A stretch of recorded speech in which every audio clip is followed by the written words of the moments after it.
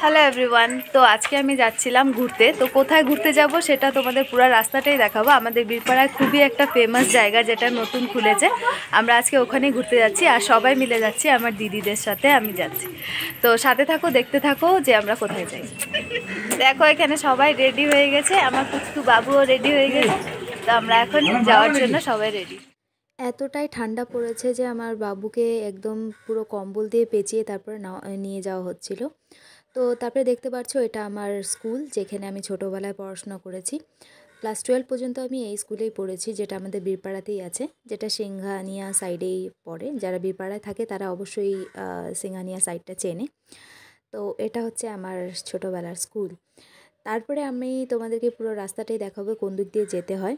তো এই সুন্দর রাস্তাটা দিয়ে আমাদের সেই ডেস্টিনেশনে আমরা পৌঁছে যাব। এটা হচ্ছে সিঙ্গানিয়া টি গার্ডেন।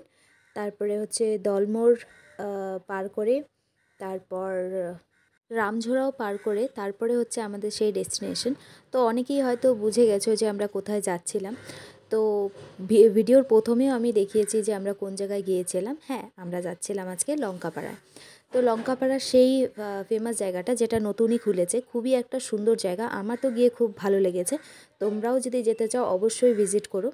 তো যাওয়ার পরে পুরো জায়গাটাই আমি তোমাদেরকে দেখাবো যে কতটাই সুন্দর। এক পাশে পুরো চা বাগান আর আরেক পাশে রয়েছে পুরো পাহাড়। তো সেই জায়গাটা নতুনই বানানো হয়েছে। তো যারা বাইরে থাকো তারাও অবশ্যই আমাদের যদি বীরপাড়ায় আসো তাহলে সেই জায়গাটা তোমরা ভিজিট করতে পারো। খুবই সুন্দর একটা জায়গা। আমাদের বীরপাড়া থেকে জাস্ট 18 কিলোমিটার। তো সেই জায়গাটাতে তোমরা পৌঁছে যাবে। তো এই ছিল সেই রাস্তা, যেখানে যেই রাস্তা দিয়ে আমাদেরকে যেতে হতো। তো আমরা একদম কাছে পৌঁছেই গিয়েছিলাম। জাস্ট এই রাস্তাটা পার করলেই আমরা পৌঁছে যাব সেই ডেস্টিনেশনে। তো দেখতে পাচ্ছ আমরা সেই ডেস্টিনেশনে পৌঁছে গেছি। তো পৌঁছে যাওয়ার পরে অনেকটাই উপরে ছিল সেই ভিউ পয়েন্টটা, যেখানে গেলে পরে তোমরা একপাশে পাহাড় আর একপাশে চা বাগান দেখতে পাবে। তো অনেক স্ট্রাগল করার পরে সেই আমরা ডেস্টিনেশনে পৌঁছে যাই। তারপর আমি আর দিদি ওয়েট করছিলাম সবার আসার জন্য, কারণ ওরা আসছিল টোটোতে আর আমরা গিয়েছিলাম বাইকে করে। তো এখানে আমি অনেক কষ্ট করে এখানে উঠার পরে দেখতে পাচ্ছ যে কতটাই খারাপ রাস্তা। এই দিক দিয়ে আমরা উপরে এসেছি। তো আসার পরে দেখতে পাচ্ছ এক সাইডে পুরো চা বাগান আর আমার রাইট সাইডে পুরো ছিল পাহাড়। তো পাহাড়ের মাঝেই এই সুন্দর একটি জায়গা, যেখানে অনেকেই গিয়েছিল পিকনিকও খেতে।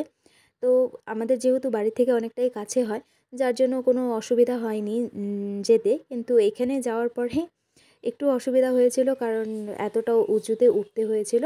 ব্যাস সেটাই। তো এখানে অনেক ভিড় ছিল সেদিন। অন্য দিনের তুলনায় একটু কম ছিল, কারণ এর সানডে করে সবারই ছুটি থাকে। তো সবাই সানডে করেই বেশিরভাগটা যায়। তো আমরা তো সানডেতে যাইনি, তার জন্য হচ্ছে দেখতে পাচ্ছ যে এখানে লোক ভিড় আছে, বাট অতটাও ভিড় নেই যেরকম অন্য অন্য দিন থাকে। তো তোমরা এই সুন্দর জায়গাটার ভিউটা দেখতে পারছো। আমার তো গিয়ে খুবই ভালো লেগেছে। তোমরা চাইলে তোমরাও এসে এই জায়গাটা ভিজিট করতে পারো। তারপরে আমরা পুরো জায়গাটা সুন্দর করে ঘোরাঘুরি করছি। এখানে সবাই পিকনিক খাচ্ছিল, তো এখানে বাবুকে নিয়ে ডান্স করছিল। তারপরে আমি এই ঠান্ডার মধ্যে খেয়েছিলাম আইসক্রিম। আমার মুখ দেখে বুঝতেই পারছো যে আমার আইসক্রিমটা প্রথমবার খাওয়ার সময় কতটা ঠান্ডা লাগছিল। তো এখানে দেখো যে পাহাড়টা কতটাই সুন্দর লাগছিল, আর এতটাই ঠান্ডা ছিল সেদিন যে পুরো পাহাড়টা ঢেকে গিয়েছিল পুরো কুয়াশা দিয়ে। তো তারপরে আমরা পুরো জায়গাটা সুন্দর করে ঘুরি। ঘোরার পরে এখানে হচ্ছে আমরা দেখতে পেয়েছিলাম যে একজন পেয়ারা বিক্রি করছিল। তো পেয়ারা মাখা খেতে এই ঠান্ডার মধ্যে সত্যি খুব ভালোই লাগে। তো দেখতে পাচ্ছ এখানে সবাই দাঁড়িয়ে আছে, আর বাবুকে তো পুরো প্যাকেট করে নিয়ে যাওয়া হয়েছিল যাতে ওর কোনো রকমভাবে কোনো ঠান্ডা না লাগে। কিন্তু এখানে গিয়ে বাবুর এতটাই বেশি ভালো লেগেছিল যে ও বলছে ও আর কিছুতেই চাদর রাখতে চায়নি। তারপরে আমরা চলে যাই লাঞ্চ করতে। তো আমরা দোকান থেকেই কিনে নিয়ে এসেছিলাম বিরিয়ানি, কারণ ওখানে বানিয়ে খাওয়াটা অসম্ভব ব্যাপার ছিল, কারণ আমরা বেশিজন মিলে যাইনি, 4-5 জন মিলে গিয়েছিলাম। তো আমরা ভেবেছিলাম যে প্রথমে আমরা এখানে আই লাভ লঙ্কাপাড়াতে আগে ছবি তুলে তারপরে হচ্ছে আমরা খাওয়া দাওয়া করে নেব।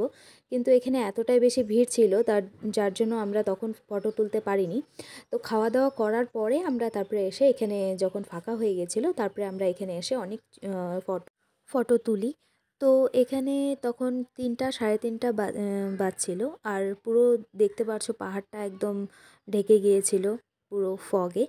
তারপরে আমরা যেহেতু এতটা দূর আমাদের আসতে হবে, আর তার সাথে আমাদের ছোট বাবুও আছে, যার জন্য আমরা আর লেট না করে ওখান থেকে আমরা বেরিয়ে পড়ি। বেরিয়ে পড়ার পরে আমি চলে যাই স্টেশনে, কারণ দিদিরা আজকে চলে যাচ্ছিল, যার জন্য ওদেরকে ছাড়তে আমি গিয়েছিলাম। যদি আমার ব্লগগুলো ভালো লেগে থাকে তাহলে অবশ্যই চ্যানেলটিকে সাবস্ক্রাইব করবে।